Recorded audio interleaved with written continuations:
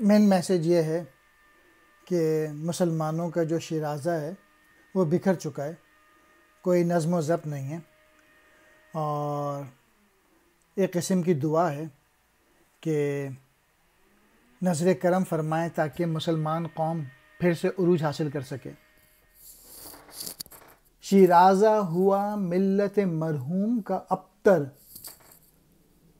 اب تو ہی بتا تیرا مسلمان کدھر جائے،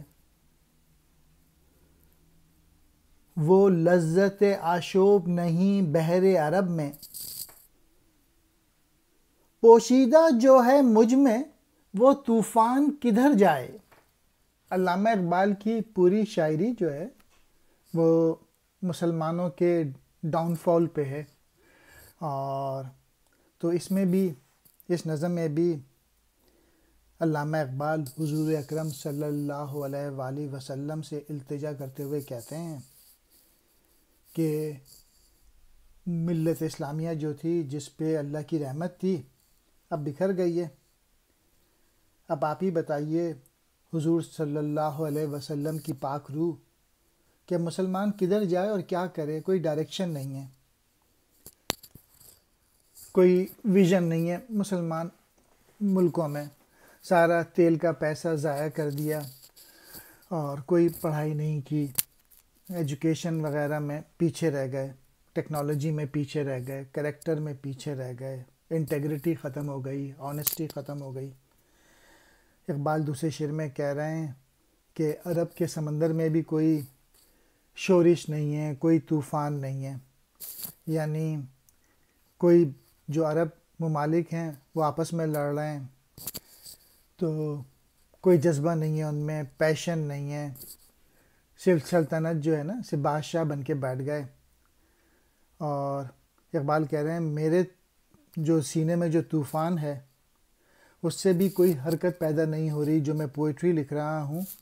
جو میں ہاتھ پاؤں مار رہا ہوں، اس سے بھی جو ہے وہ ولولے پیدا نہیں ہو پا رہے۔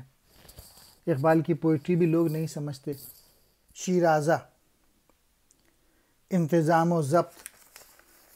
یا بندوبست، ملت مرحوم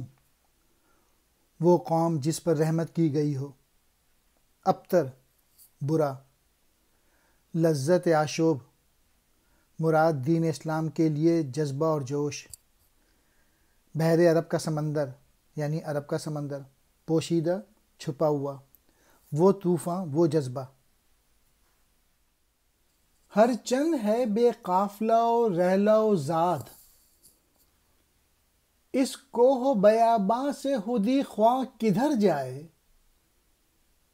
اس راز کو اب فاش کر اے روح محمد،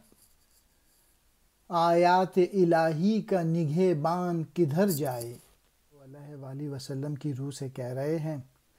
کہ عرب جو ہیں ان کی حالت بہت ہی خراب ہو گئی ہے،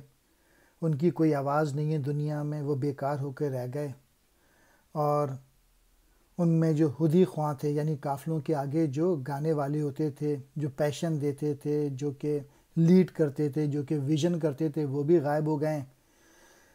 یعنی ان کو دوبارہ قوم بنانے کے لیے ان میں کوئی لیڈر نظر نہیں آ رہا، کوئی رہبر نظر نہیں آ رہا۔ آخری شعر میں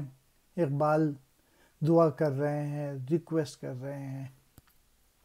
التجا کر رہے ہیں حضور صلی اللہ علیہ وآلہ وسلم سے کہ